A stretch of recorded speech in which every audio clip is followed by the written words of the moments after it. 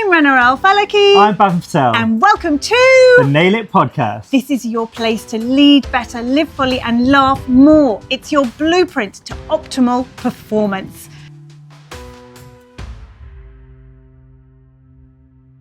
Hello, and welcome to another episode of the Nail It Podcast, your place to lead better, live fully, laugh more.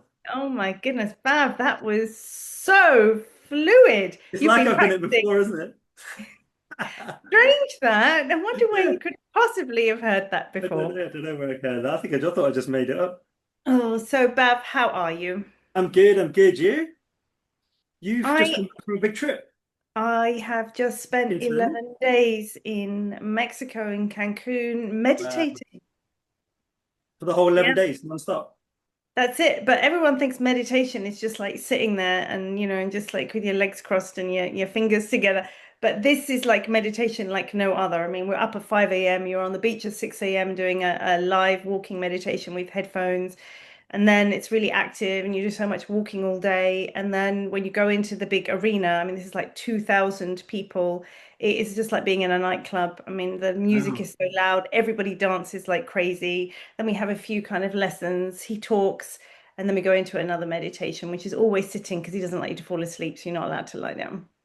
Wow. Yeah. When I went to one before, we were up like at a version of a spring break in Cancun, though. Yeah, I know. No such thing. And then we finish up about 6:30 every night and then ready to go again. So you're basically very sleep deprived by the end of it, but you feel you just have no idea. The energy is just unreal. So I've come back with amazing intentions. Just got to keep it going now. So I'm very much on everything I teach about how to make a habit. That's it.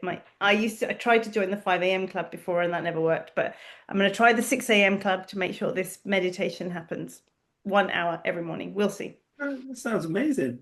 Well, that doesn't sound like a holiday I'd want to go on, to be fair. But I won't tell you about what I do on my holidays. But well, maybe I should tell you the next holiday is just in 10 days' time, and that's to Norway to hike the Jotunheimen with a backpack hut to hut, and we're typically going up about 1,400 and down about 1,400 meters every day, and about 20K in the mountains. Is that a holiday you'd like to go on? Sounds like a boot camp, that does. It sounds like you're training for the army or something. It's the best way. It's so wonderful to clean your mind. I love it. Anyway, forget about me, forget about you. It's all about our amazing guest today. Who have we got on? I know you've been trying to get him on for ages. We've literally nailed him down today. And we've got Guy Hiscott, who most people will know, Guy Hiscott in the dental field. He's a content director of FMC. He's a journalist by trade. And he obviously publishes Dentistry magazine and all the other things, all the events they have. But let's say welcome, Guy. Hello. Thank you very much for having me on. Very nice to see you guys. No worries. Thank you for coming on.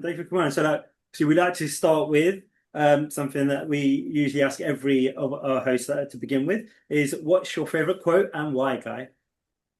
Okay. Well, pretension alarm here, just to throw it in. It's a quote from Oscar Wilde, that favorite author of everyone in 2026. We're all in the gutter, but some of us are looking at the stars. And that's weirdly something that I've carried with me for years. It was on a paperweight in my house when I was growing up as a child, and I used to look at it. The other thing I can remember from the same paperweight had a quote that was, "Work is the curse of the drinking class." And I remember that one as well, but I think the Oscar Wilde one has resonated with me a little bit better through the years. Wow. I love so why? that. You did ask me why, sorry. Tell us, why does it resonate for you? Well, as I said, I'm a little bit pretentious, so I love that side of it. It's poetic for me. I mean, I love the duality of that image. Throwing stars is great. It's very romantic, but it's a very honest quote. I think when I talked to my wife about coming on the podcast, I told her this quote. She's like, "One, I've never heard you say that. It's not the sort of quote you throw into conversation that often." Oh, it's a bit, yeah. We're all in the gutter. I have to hold it back, right? Because otherwise she wouldn't have married me. But, so she's never heard me throw it out, but it lives in my head a lot. And her response to this was, "Oh, we're all in the gutter, but I'm looking at the stars." And it kind of floored me because that is absolutely not how I read this in the slightest. for me, it's, you know, life isn't perfect. We're imperfect creatures. None of our sort of living conditions, nothing is exactly how we want it. We are, we're more than the flesh. We're more than the body we inhabit. But nevertheless, we're very visceral, real people. Life's not perfect, but we can all strive for something better. We can all look towards something greater. And I think that's it for me. It's the contrast between who we are. It's about choice. I think it's about wherever we are, you can make a choice to view things differently, to fix your sights on a different outcome, sort of follow a different path. So yeah, it's always summed that up for me. It's that sort of image of we dream better, I guess. Yeah. Having that Yeah. positive mindset, I guess. I suppose it is. Yeah, I suppose it is. And even just with and that positive mindset married to the realism, though, I think for me, because we're in the gutter. Life's rough at times, but it's sort of, I guess it's links to purpose as well for me. Choice and purpose. That's what it is. And I think when I look back, I realised that actually that's probably shaped quite a lot of how I think about my life, which is good. It's better than the other quote that was on the paperweight. So definitely. But I think there are so many different aspects to what you've just shared there, and of course it's all down to interpretation, right? Depends what filter you're wearing, and whatever words anyone says, it just, you will interpret it depending on your filter. So what Bav said about positivity and what you then said was very clear about the distinction between toxic positivity versus what we would call realism. You can still be positive, but it's not to a point of toxicity, right? Which is definitely an element to master, which happens to be, of course, a component in the nail it system. Oh, yeah, the attitude and smile. So it's exactly like I've either done my homework, been on the course, or struggled with it myself. Who knows? You wouldn't know how you would know anything about nail it at all, would we? No, just publish my column every month. But also, I loved what you said. So there's an element of some people, I think, could possibly take offense at the thought, well, I'm not in the gutter, but again, it's the interpretation of what does the gutter mean. For you, the gutter sounds like it just means, look, life can be a struggle, life can be a challenge. We will always come up with challenges, and we really will. And again, it depends whether you view them as opportunities or whether you view them as disasters, right? But always look up. Some of you are looking up at the stars. And again, even just from a physical point of view, we will always say to people, change your posture, sit upright, look up, because it actually improves your mood. And even when you look up, or if you're facing forwards and you bring your eyes up, it helps you tap into then your intuition, and therefore your own sort of guidance, and therefore you can find the solutions. So it's, like I said, it's so much more than positivity, isn't it? It's brilliance, it's opportunity, it's dynamism, it's the universe, it's whatever you want those stars to be. And exactly right, some of us are, and sadly some of us are not. And that again comes down to whatever filter you happen to wear. But obviously that will always have an impact on your outlook, on your performance, on your communication, on your attitude, on ultimately on your health as well. Thank you. You've explained it, so you've made sense of it in a far more eloquent way than I've managed to, which is awkward considering what I do for a living. So thank you. but also what I do for a living as a coach. That's fair my point. job, Yeah, right? that's excellent. Pick out the words and reinterpret them. Fab, anything you care to add to such an eloquent explanation? I was gonna add. I think you touched upon it quite nicely there, is that your mind controls your body, but your body also controls your mind. And it's having that, say those little hacks that we also like to sort of teach as well, is that to get yourself into a different state of mind, and make yourself like big in that sort of power pose, and it has those effects on your brain and the chemicals and the adrenaline, and before going on performing, and you're speaking in public, making yourself feel as if you can do this, and looking in the mirror and telling yourself that. Those sorts of things. So it touches on those as well, I guess. Yeah. But yeah. And you know what, on that, particularly even if I'm training dentists, I just point out to them, where is your head most of the time? It's down. And we know the science shows with your head down, it massively affects your mood. So you've got to kind of look up every now and again, and Yeah. look up higher Chin up all the way actually down. improve your mood. Yeah, 100%. Exactly. And I See, say and it to my it's more visually than I 85-year-old thought. dad as well, who walks kind of hunched down like this, and it's like, look up, come on. Sorry, Guy, I It's, interrupted you. no, no. So I was giving it's just a glib point. It weren't any more visionary than I think, and for all these years, I've just been thinking it sort of justified, the daydreaming the sort of losing my track and looking out the window and staring out the window and then grab hold of things. So yeah, I'm thrilled. You've given it greater meaning than I thought than I realized it Yeah. had. No, we've made you feel better. Now you can go Yeah, back to yeah. and say, there's scientific evidence for Yeah, this. Yeah, exactly. exactly. I'm more pathetic than I realized. And that's Yeah. prophetic, not pathetic. Oh.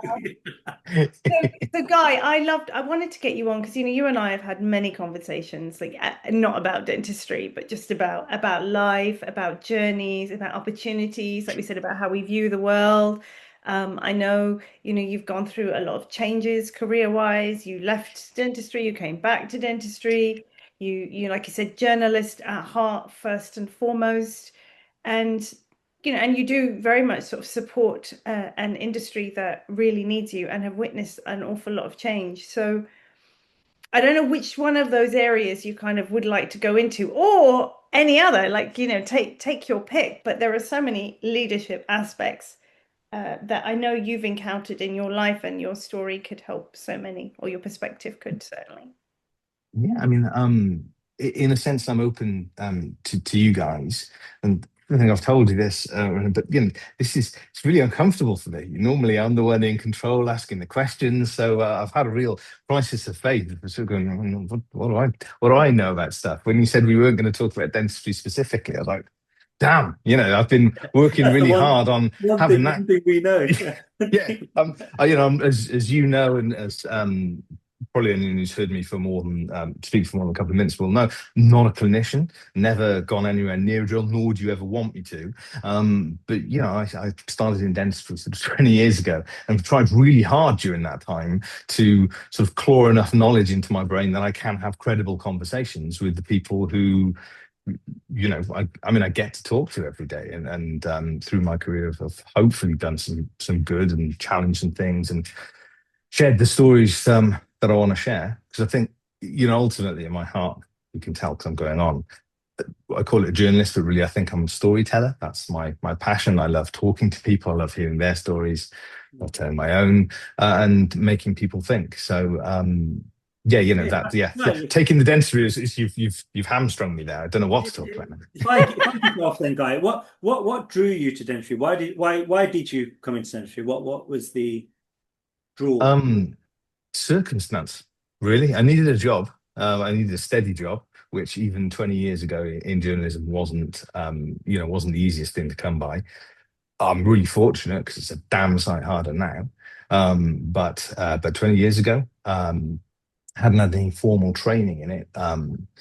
After finishing my degree, I spent a couple of years back home in Wales, working in call centres and doing a few jobs because I was very disillusioned with what I'd learned, and sort of kicking myself for not having pursued journalism or having pursued English or writing more ferociously.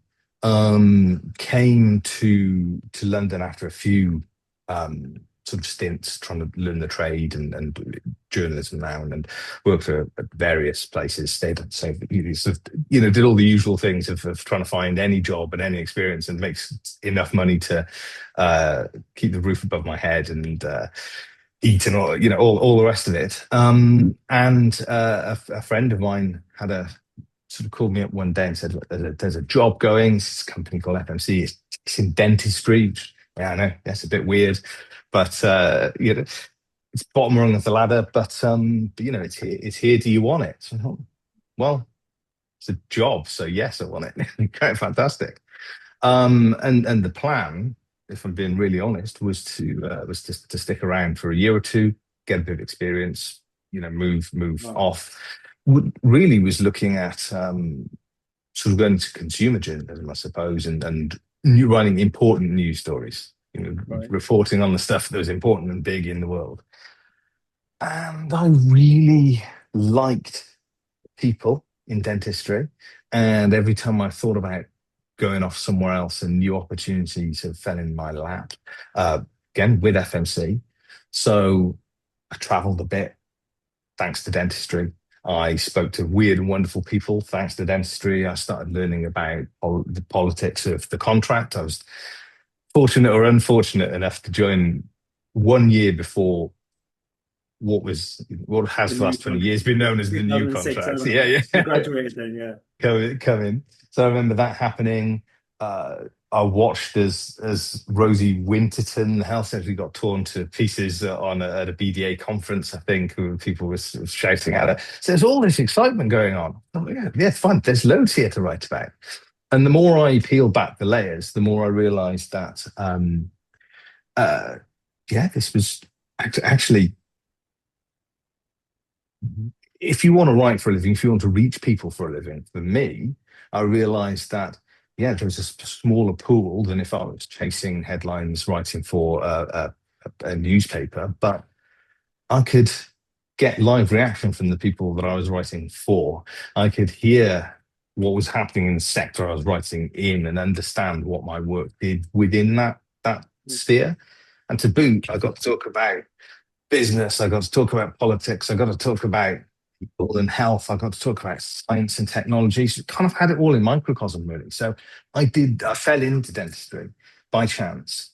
Um, and then I guess by chance and circumstance, but more by virtue of what it's like, I stayed.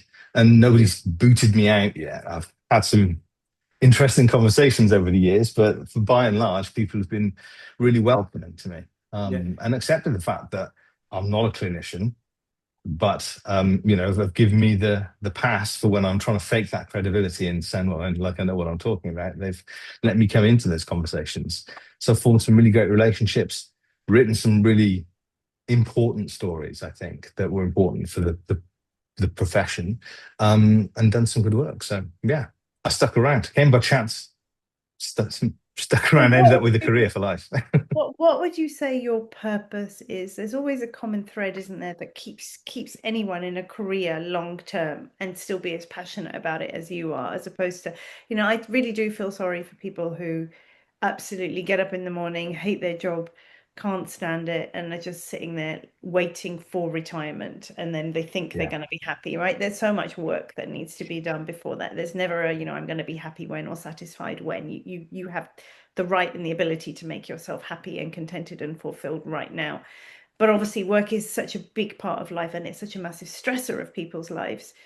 So, obviously, purpose, having a reason, having some kind of common thread amongst everything that you do is such a massive way to stay passionate and create longevity. So, what is your purpose? What do you think that common link is in all of that?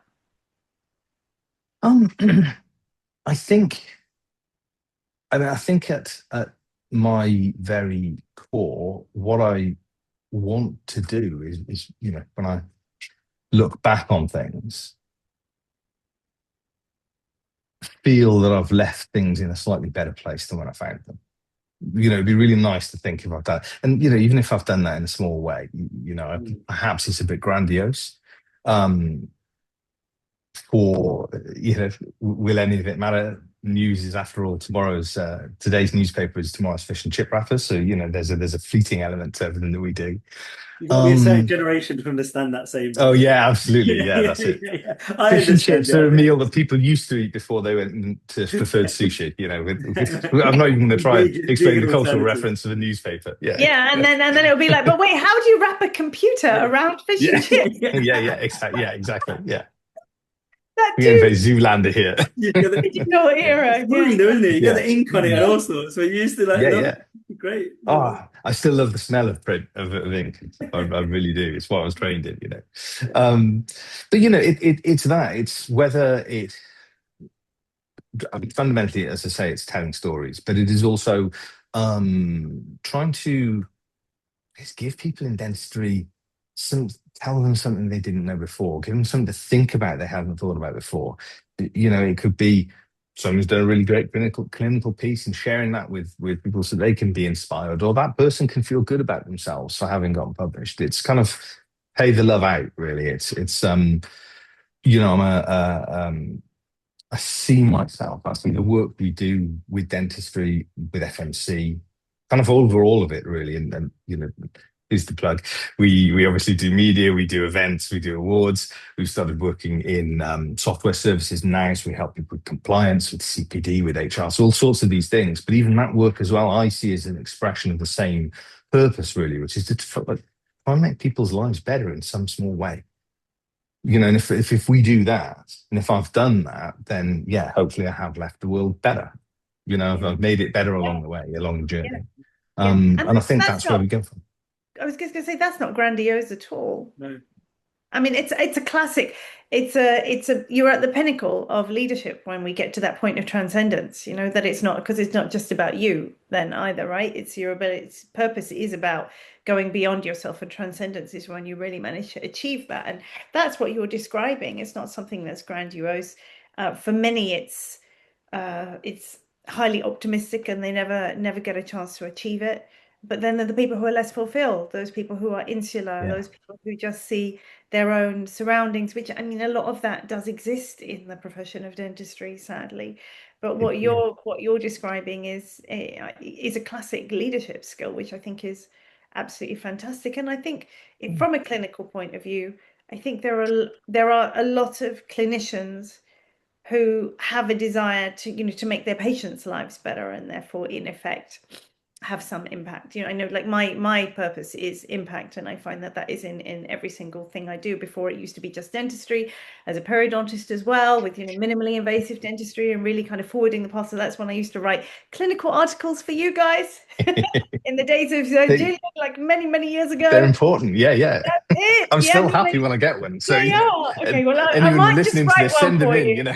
I'll write one for you. There you go, just to make an exception. Yeah, please. But of course, nowadays, of course, I stepped away and gone beyond dentistry. It's just like, actually, how, again, the same thing. How can we make your life better? How can we make you think? How can we open your mind and help you to grow?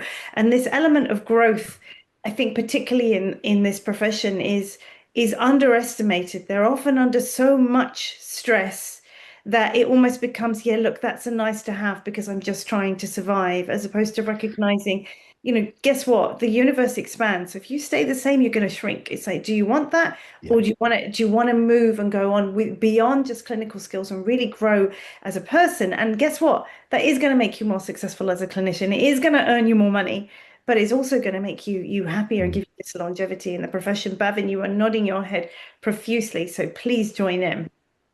No, it's literally everything I was saying. Sometimes you do keep your head down, literally keep your head down in dentistry. And it's that is the temptation, is to keep your head down, just get on with the job. And you don't even take a step back, take a look at the bigger picture sometimes. And people don't realize what their purpose is until they do a little bit of self-exploration and understand that every single day you're making a difference to people's lives. And we are doing that, and we're doing it in sort of autopilot without actually taking the recognition of, actually, do you know what? We're helping people, and that's the bottom line.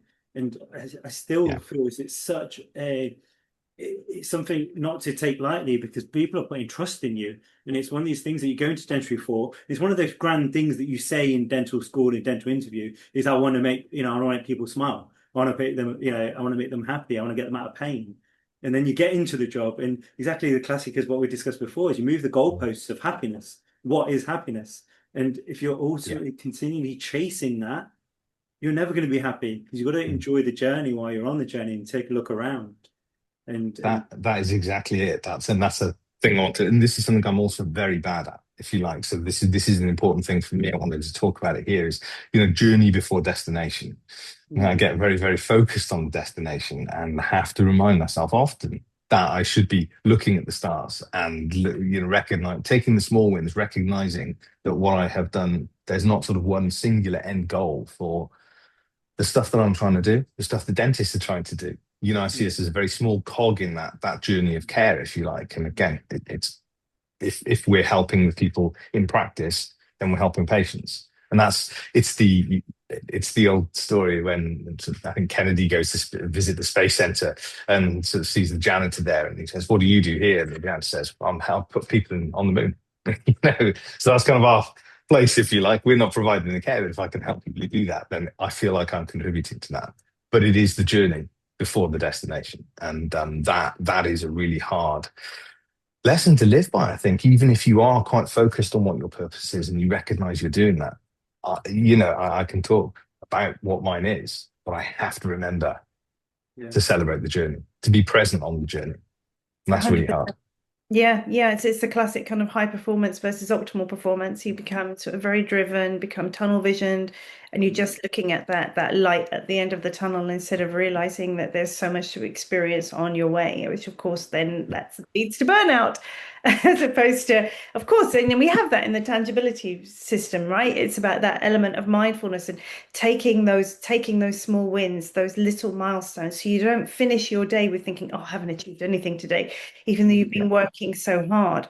I always say to people, don't write a to-do list, write a done list, because then you'll realize just how many steps you actually manage to take towards your destination that work. But sometimes your destination isn't what you expected it to be, which you classically Oh, described yeah. at the start of Yeah. this conversation. I just want to pick up on a point you made there, guys. It's really important that you said about what JFK said about the cleaner. And it just goes also to show that it's getting your team to buy into that culture and understand your purpose, as with what we help with practices, transform the culture within the practice. And it's every single member of that team being important as every other single member of that team. And the way I like it is Absolutely. like bits of a chain. And if one bit of Yeah. that chain fails, the whole team fails, right? And so the cleaner Yeah. having that purpose and understanding that he helps put people on the moon.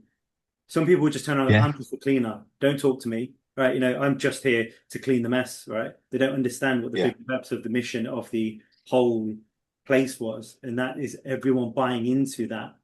And you're not there just for a paycheck. And that is a key to happiness, I think, because that gives you purpose every day of life. It makes you want to go into work. That's it. And it's alignment, isn't it? It's, he knows exactly, fine, I'm doing this, but this is important because this is what we're all building towards. And one thing I didn't say earlier, which I have to say, is that all the stuff we've talked about, sort of me, but the reason that I've been able to find this mindset, the reason I've been able to sort of recognize and realize that purpose, if you like, is because I've been surrounded by a team since day dot, actually, at FMC. It's a company that's been filled with people who care about what they do. And whether we've had those conversations through that 20 years, we certainly have them now in the new phase of FMC and the business that we're building now. But whether we had it all from my first days in dentistry, we didn't. But sometimes you can, if you've got a small enough, focused enough team, I wouldn't recommend it as a leadership skill, but you can sort of understand collectively that that's where you're all pulling. You start by pulling in the same direction for each other, but then you kind of realize that you're all doing it because you're relying on those sort of things. So yeah, none of this is achieved alone, and I have to shout out to the brilliant people that I've worked with, who have let me do any of this stuff. Because without them, I'd be still probably sofa surfing, looking for a steady job. To be fair. Yeah, and you really cannot do it alone. I remember when I sold my clinic, was kind of coincided with when I had started training to be a coach. And the particular type of coaching I did, it was based from in America called core energy coaching. And I know, like I've talked to you guys about this before, but how you do these particular leadership assessments, and you can just listen to someone's vocabulary and know if they're kind of in victim mode versus if they are natural leaders. And you can obviously coach them and build them up with that. And one of the things we had to do was we were given like the book by the founder of this coaching, and it was called Energy Leadership. They had to read it. And it was about this coach who'd gone in to work with this business, and he'd called this guy in. And so then he told the story of how he transformed this company through this model. And then, of course, we had to write a book review because, I had work to do, I had to do a diploma. Of course. Oh, and it was pre-AI day, so I really did have to read the book and I really did have to write the report. But what was fascinating was I was in the process of selling my practice, and I realized the first thing that happened when I sold my practice was they came in, they gave the place a lick of paint, and changed the furniture and removed all of the homeliness that patients in a referral practice had absolutely loved. They felt like they were coming and were part of a family. And I realized as I was sort of reading this book, this is complete energy level 1 of a leader, somebody who just paints over the cracks, who doesn't listen, who tries to make change for the sake of making change. And sure enough, like the entire team, bar me, because I had a tie-in, left. And the Yeah. practice has literally never been the same again since. I think it's passed hands, I think 2 or 3 times now over the last 8-9 years. So team is so unbelievably important in anything. And I do Yeah. encourage Yeah. people to think like your team is your work team, your practice team. Your team is also your family. That's a Yeah. team. Absolutely. When you're with your friends, that's a You surround team. yourself with, Yeah, so who do you surround yourself with, and how can you manage with the people who trigger you as well, which is one we classically get with family, right? Because oh, I can't choose my family, but I can't get rid of them because as much as I'd like to. Yeah. And then again, even team members, you can think, oh, they do a really good job, but they drive me around the bend. So it all ultimately it comes down to you, your filter, your ability to shift yourself, to manage your own reactions, your own emotional intelligence, manage your triggers, shift your limiting beliefs to optimize how you respond to that team. And then ultimately, yeah, the whole culture and how it works together. I mean, FMC has always had an amazing uplifting culture. Yeah. I mean, you've got such a great reputation in the field of dentistry. So, you are core in that, and absolutely shout out to the rest of everyone I've ever worked with at dentistry. They're just always so much fun and amazing. There's a common link, which is really wonderful to see. Yeah, they are amazing. I don't know why some of them listen to me. I don't know why they do, but yeah, I'm very grateful they do. But Yeah, can we just change that vocabulary, please? I've just started coaching you on the call now. Well, we've praised them enough to get some free tickets to the next award. Let's just change Yeah, it to I have we value can to get nail offer. it That's to yeah, my that's it. free champagne as well. Yeah. And Guy, you're in a unique position. Obviously, you've been in the industry as not as a clinician for 20 years. What would you say has been the biggest shift over the last 20 years? Ooh, that's a great question. It's a tricky one as well because there've been so many, haven't there? We've seen. I think that almost every aspect of dentistry has progressed enormously in that time. The very nature of how businesses are often operated and owned, to be honest, is at the moment undergoing a fairly seismic shift. We've seen a gradual shift in patient perception, accelerated massively by COVID, which has in turn accelerated the balance between NHS contracts and the private sector and things. So the very sort of bedrock, the business bedrock of how dentistry operates in this country has just you drop someone from 20 years ago into practice now, and while the sort of clinical skills would be broadly the same. I'm not saying they haven't come on into this, but if you ask them to do a quick amalgam composite filling these days, but they could do that. But the rest of it would I reckon, would be pretty unfamiliar to them. So it's picking the one is really tricky.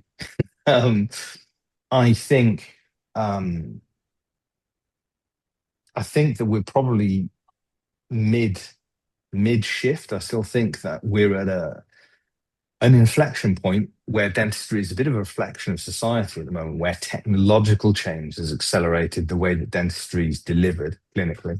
For all I've just said about it being the same, but the way it's delivered clinically, that the skills that people still need, actually, I think prosto, we're in a bit of a problem with new graduates who aren't able to deal with older patients' care needs at the moment because we're at that inflection point where technology is making minimally invasive dentistry more realistic, where society and the burden of disease is changing the face of what care is going to look like for a certain generation. But we have this whole heavy metal generation who are still alive and still need maintaining care at the same time as AI is coming in, digital workflows are changing how you deliver restorative dentistry. So, that we're in the middle of it, really, for me. And the reason I think it's this mirror to the rest of society is that, you just mentioned AI. Technology is reshaping the jobs market and the skills you need as a graduate or even younger than that. My kids are 9 and 11 at the moment, and I'm looking at it thinking, what is life look like for them? Yeah. Well, what does life look like for businesses for when we're outsourcing a load of things to AI because it's great and it can free us all up from mundane tasks to deliver things where people give the real value. So, I'm here for AI adoption. I think AI is a brilliant tool. Yeah. But where do you learn the skills that when, you used to learn it by doing all the jobs that we're now taking off people? They taught you a lot of things. So where does that learning come in? So I think this question of technological acceleration is going so fast and changing the way we work, both in dentistry and in the wider world. And I don't think that as a society or a culture within dentistry as a profession, I don't think we've quite caught up with the human implication of that yet. And we need to connect those two things. So I think that's the biggest change. And it's quite recent, so it's a bit of a cheat answer, but I think that's the most profound change. Well, it's I mean, technology in every single way, right? So it's the AI in clinical, but also just exactly administratively as well. So on that, before we get to our final question, you you talked about sort of these profound changes, and also what generationally now we have this Gen Z coming in who kind of need their hand holding a little bit more, and also attention to detail so much less. So if we roll you back to just your media role, how has that impacted on you choosing the content that you publish or the stories that you tell? In a sense, what we choose to talk about sort of hasn't changed because we're still writing for people and I mean, we're all still running the same for now. Yeah. I mean, actually, there is a question as to whether in a few years' time, we'll be using AI to generate content that AI filters can strip out and still hopefully serve you something that's genuine. But that's a very existential question for my line of work, and it's probably for another conversation. But yeah, it is a bit too deep. Um, but we're still talking to people, and I think that for me, it's been at the heart of what I've tried to put in to our media work at FMC.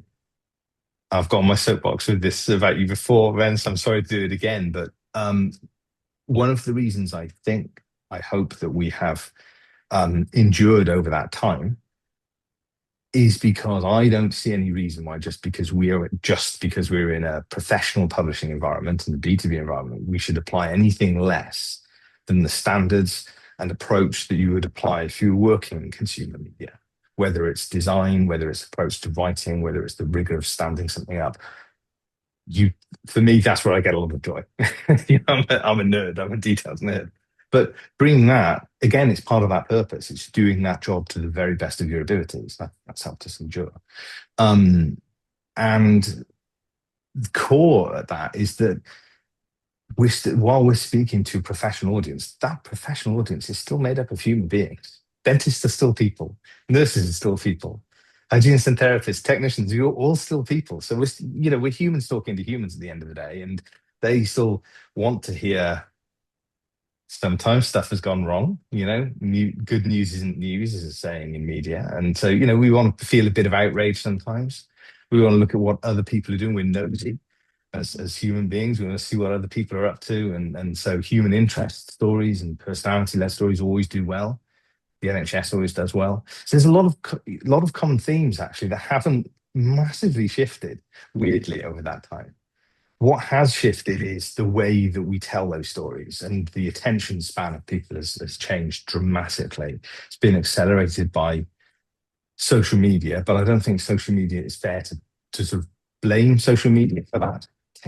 We live in we're insulted by media, by stuff all the time. So our attention span, we have to shorten them in a sense. So we have to be shorter and sharper and quicker with how we get that across to people as well. People don't want to read a 5,000 word article anymore. They want to see a 15-second clip on Insta. Who can blame them? They're busy. Yeah. But at the same time, you can't get to the depth. That's the problem. That's the bit that I miss, if you like, because I am that person who I'm probably, as a learner, I'm not a visual, and I can assimilate the thing. If you give me a textbook, then I'll sit down and I'll read it and I'll assimilate it. But there's not very many people like that, which is probably a good thing.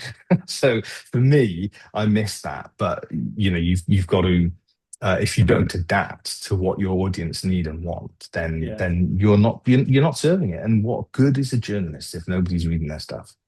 Absolutely. That's the point. It's getting the hook to get to the depth, isn't it, really? It's getting that Yeah. hook, getting that initial attention and going, oh, Yeah. I didn't realize I needed this. Now I want to do a bit more research in it. And then it's up to them to be able to then go through and back and find that research. But for your Yeah. job is it in marketing, I guess, is just to get people's attention, to let them Yeah. know what they don't know.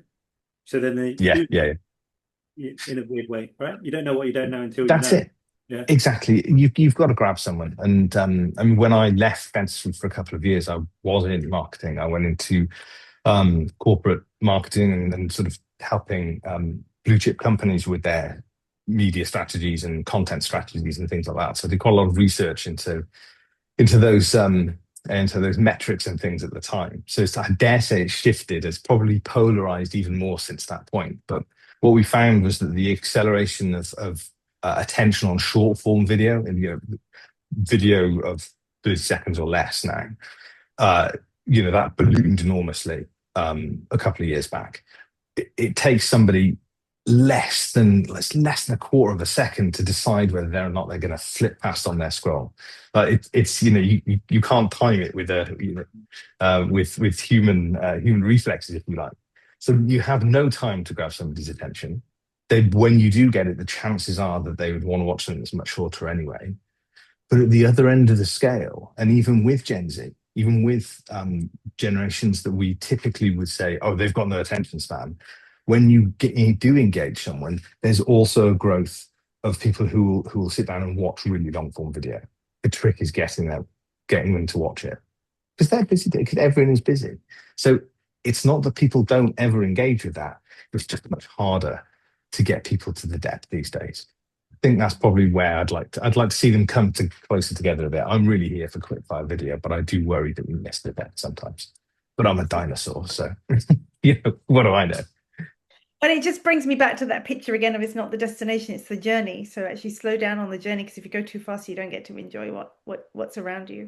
Yeah, absolutely that. Yeah, know when to slow down as well. It's okay to run for a bit, but like your walk, sometimes you got to slow down and be distracted. Yeah, 100%. So we're nearly out of time. So our final question for you, because of course you are on the Nail It podcast, and I know you've actually touched on so many points from these whole 38 components that we have. So we gave you a little bit of homework before you joined us, knowing that we would ask you, of the main 6 pillars, which do you feel is most important? Okay. Well, we've touched on it actually, and we've touched on hopefully it'll resonate when I talk about it as to why it's important to me. For me, it's limitless. Limitless. I knew that. Did you think that? Because the stars thing. Because the stars thing. Well, it's partially that. It's partially that. But for me, that was that when I did that, when I spent that day with you and went through the course program. That's the really big one for me. And the reason it's really big for me is because it's all about challenging self-doubt, and it's all about challenging that voice in the back of your head that tells you can't do it, or the negativity. And as somebody who also has sort of perfectionist tendencies, I suppose, as someone who has to keep reminding themselves to stop focusing on everything being perfect and that destination being where you're getting, remember about the journey. For me, it's really, really easy to fall into. I think there's a similarity between dentists and journalists in that sort of mindset. I think it self-selects for a certain mindset of attention to detail, often, and wanting to, reflective learning. Let's look at this piece of work and what did I do wrong with this that I could do better next time that I do it? How do I? And that's good. That's good for self-improvement, but it's also a really quick way to be very critical about yourself, get yourself in a bit of a negative loop on things. So for me, that's the bit that I struggle to challenge most often.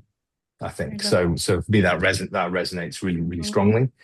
And I'm a non-clinician. Remember, I'm a non-clinician in a clinical field, so I've got imposter syndrome, up to here, because I don't know what I'm talking about. Everyone I talk to usually knows a lot more than I do. So, I'm constantly on the journey of just making sure that I can, get through that and not make a fool of myself. Only there's that limiting belief. But and actually the limiting belief I wanted to pick you up on is you said you look at it and you look at what's wrong with it first, and of course our brain is actually programmed to do that. because it's there to protect us, so that the amygdala kind of kicks in.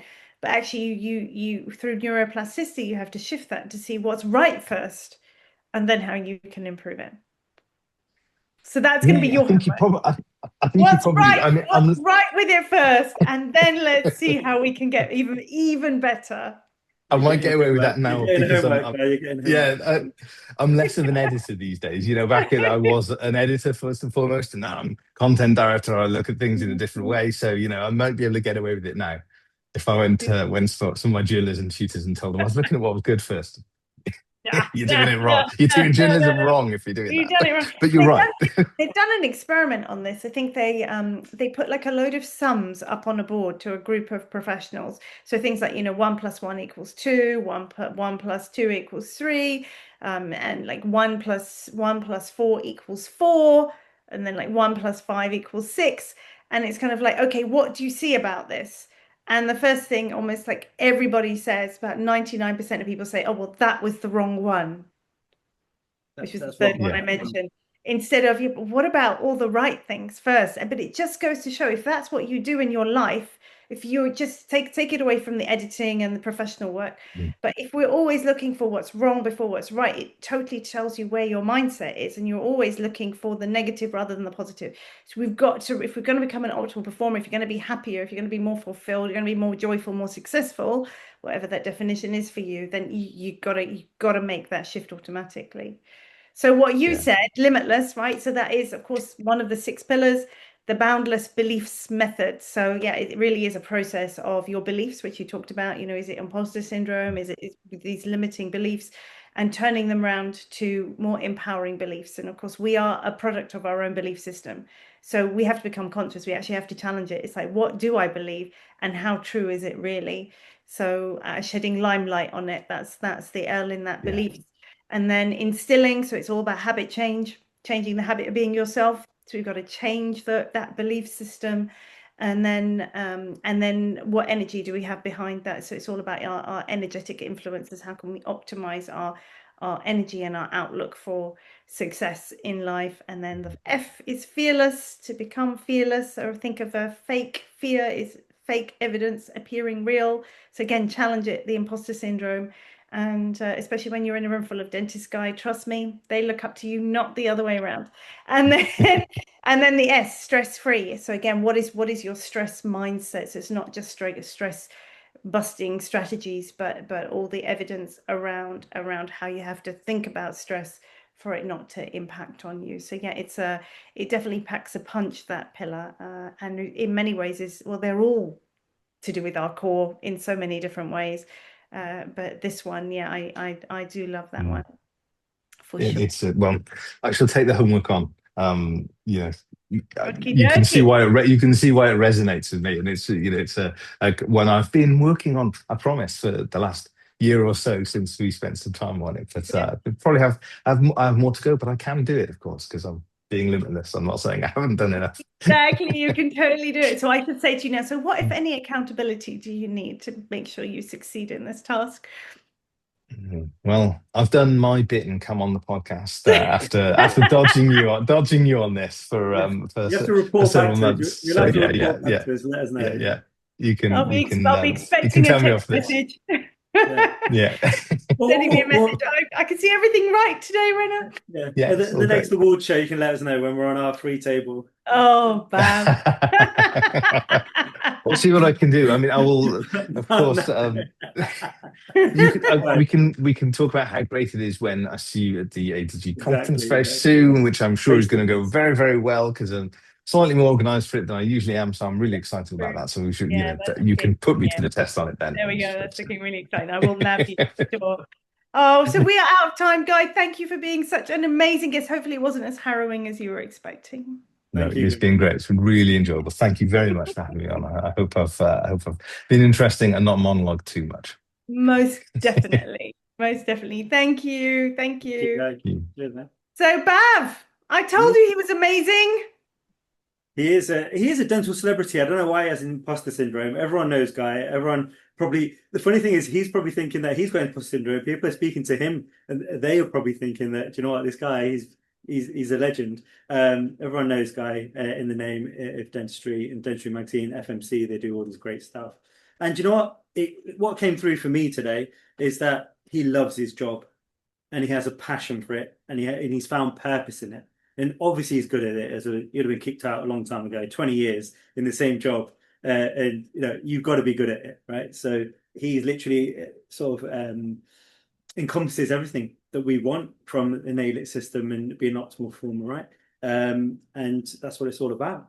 And so yeah, I think it shines through. And I say dentistry have moved with the times, and they've got content for everyone in the dental field. It's not just dentists. It's the whole dental industry, right? And I say Guy is at the helm of that. Yeah, and it's so lovely to hear that value of looking after others and trying to make everybody's life easier, and knowing that that's at the core of software that comes out, of products that come out, of articles that are written. I just think adds even more value, because you're already preempting the filter with, we're doing this because we care, and therefore your filter immediately changes as well. Not selling advert space. It's actually, there's a purpose behind it, and there's a team making a difference. Yeah, amazing. Bav, I'm going to let you go and watch the footy. I can see you're in your England shirt. You're all ready to go. Thank you so much for listening. Please do share, subscribe, tell everybody about this amazing podcast, and we will see you again next time. Bye-bye for now. Bye, guys. Thank you. Thanks for listening to the Nail It podcast. We would love it if you would leave us a 5-star review. And if you'd like to feature as one of our guests, or you're ready to nail it, then check out our events, programs and educational courses by visiting nailitindentistry.com.